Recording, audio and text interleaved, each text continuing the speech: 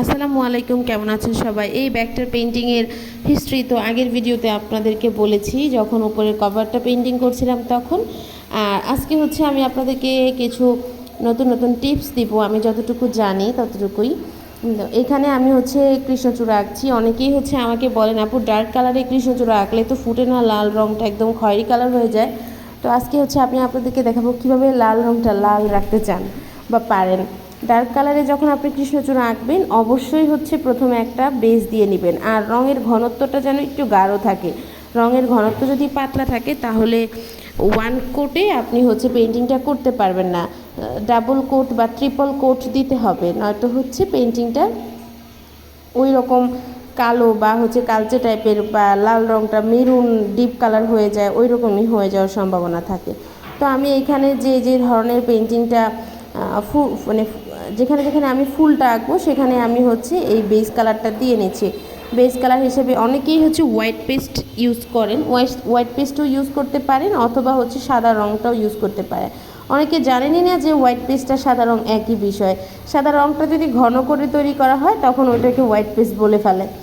তো আচ্ছা, এখানে হচ্ছে আমি অনেকে প্রশ্ন করবেন, আপু আপনি তো হচ্ছে পাতার মধ্যে কেন হচ্ছে বেজ দেন না? পাতার মধ্যে বেজ না দেওয়ার কারণ হলো, এখানে আমি হচ্ছে যে আমার সবুজ রঙে আমি হলুদ কালারটা দিয়েছি। হলুদ কালার দিলে আপনি একটু বেশি পরিমাণে হলুদ কালারটা দিবেন, তাহলে হচ্ছে বেজটা আর প্রয়োজন হয় না।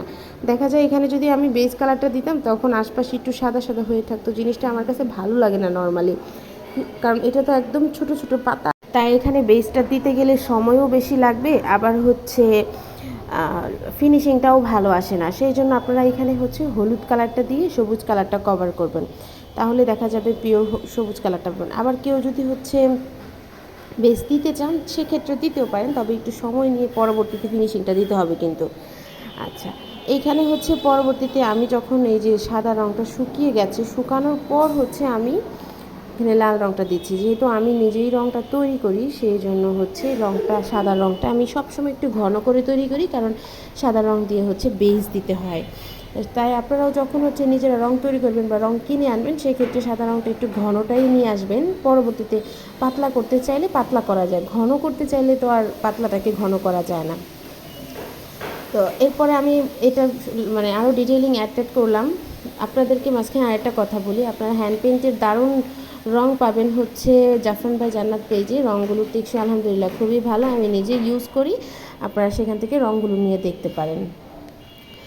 আর এর পরবর্তীতে আমি কৃষ্ণচূড়ার লাস্ট যে একটা পাতা থাকে হলুদ কালার, সেটা দিয়ে নিলাম। এখন ব্যাগটার ফাইনাল লুক আপনারা দেখবেন, কেমন হয়েছে জানাবেন। এটা হচ্ছে ব্যাগটার ফাইনাল লুক, আলহামদুলিল্লাহ একদম রেড কালারে লাইট হয়ে আছে কাজগুলো, ছবিতেই দেখতে পাচ্ছেন। আর সবাই জানাবেন পেন্টিংগুলো কেমন হয়েছে। এই পেন্টিংগুলো নিতে আমাদের পেজে ইনবক্স করুন। সবাই ভালো থাকবেন, আসসালামু আলাইকুম, টাটা।